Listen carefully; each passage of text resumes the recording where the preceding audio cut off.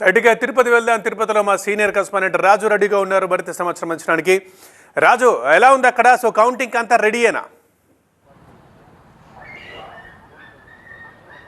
ఖచ్చితంగా ఉమ్మడి చిత్తూరు జిల్లాలో హేమాహేమీలు బరిలో ఉన్నారు కాబట్టి అందరూ ఆసక్తి చిత్తూరు జిల్లా వైపే ఉంటుంది. రాష్ట్రంలో మాజీ ముఖ్యమంత్రులు ఇద్దరు ఇక్కడి నుంచి పోటీ చేస్తున్నారు. మరోవైపు మాజీ మంత్రులు పోటీ చేస్తున్నారు. మరోవైపు అధికారంలో ఉన్నటువంటి పెద్దలు కూడా ఇక్కడ పోటీ చేస్తున్నారు కాబట్టి అందరూ కూడా ఈ ఎన్నికల ఫలితాలపైన ఆసక్తి కనపరుస్తున్నారు కాబట్టి మనం ఉమ్మడి చిత్తూరు జిల్లాలో 2 జిల్లాలుగా చూడాల్సిన అవసరం ఉంది. ఒకటి చిత్తూరు జిల్లాలో 87.09 అంటే మొత్తం ఓటర్లు 15.63 లక్షల మంది ఉంటే 13,62,000 మంది ఓటర్లు ఓటుకు వినియోగించుకున్నారు.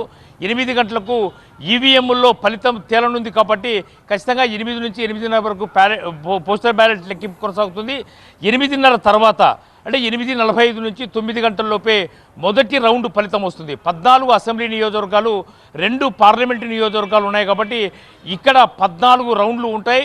ప్రతి 14 టేబుల్స్ ఉంటాయి. 17 నుంచి 21 రౌండ్లలో ఎన్నికల ఫలితాలు వస్తాయి.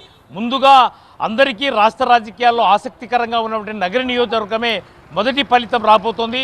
ఆఖరి ఫలితంగా పలమనేరు రాబోతుంది. అంటే ప్రధానంగా తక్కువ మంది అభ్యర్థులు బరిలో ఉండము, తక్కువ ఓటింగ్ శాతం నమోదు కావడంతోనే నగరి నుంచి ఆర్కే రోజా గెలుస్తుందా లేదా అన్న ఒక పెద్ద ఆసక్తి ఉంది కాబట్టి ఖచ్చితంగా ఆ ఫలితం ముందు వచ్చే అవకాశం ఉంది.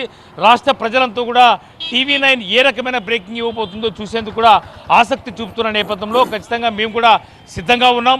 ఇప్పటికే రాష్ట్ర రాజకీయాలలో ఆసక్తి కలిగించే నియోజకవర్గాలన్నీ కూడా ఉమ్మడి చిత్తూరు జిల్లాలో ఉన్నాయి. మరోవైపు పెద్ద ఎత్తున గొడవలు రాయలసీమలోనే హింసాత్మక ఘటనలు జరిగింది కూడా ఉమ్మడి చిత్తూరు జిల్లాలోనే, అది చంద్రగిరి ఫలితం పట్ల కూడా ఆసక్తి నెలకొంది. ఇప్పటికే కేంద్ర పోలీస్ పారామిలిటరీ బలగాలు 4 ఉన్నాయి. గ్రేహౌండ్స్, ఆక్టోపస్ లాంటి బలగాలు కూడా ఉన్నాయి.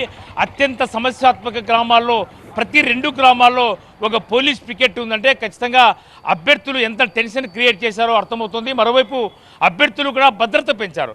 అంటే ఖచ్చితంగా ఎన్నికల ఫలితాలు ఉదయం 10 గంటల నుంచి పూర్తిగా ట్రెండ్స్ వస్తాయి కాబట్టి ఆ తర్వాత గ్రామాల్లో ఏ రకమైనటువంటి హింసాత్మక ఘటనలు జరగకుండా ఉండేందుకు ఇప్పటికే ట్రబుల్ మాంగర్స్ని, రౌడీ షీటర్స్ని పెద్ద ఎత్తున అదుపులోకి తీసుకున్నారు, బైండ్ ఓవర్ చేశారు, పెద్ద ఎత్తున వార్నింగ్ కూడా ఇచ్చారు.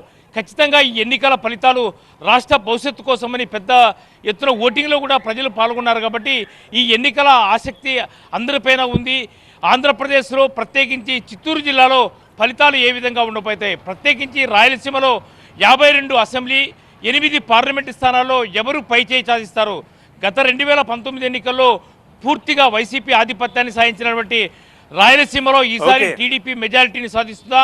పట్టును నిలుపుకునే ప్రయత్నము ఇక్కడ టీడీపీ అధినేతగా చంద్రబాబు చేస్తారా లేదా అన్నది మరి కాసేపట్లో తేలే అవకాశం ఉంది. ప్రత్యేకించి కుప్పము, నగరి, పుంగనూరు ఈ 3 ఫలితాలపైనే హాట్ సీట్లుగా ఉన్నాయి. ఈ హాట్ సీట్ ఫలితాల పట్లనే ప్రజలంతా కూడా ఆసక్తిగా రిజల్ట్స్ గమనిస్తున్న పరిస్థితి చిత్తూరు జిల్లాలో కనిపిస్తోంది. రైట్ రాజు.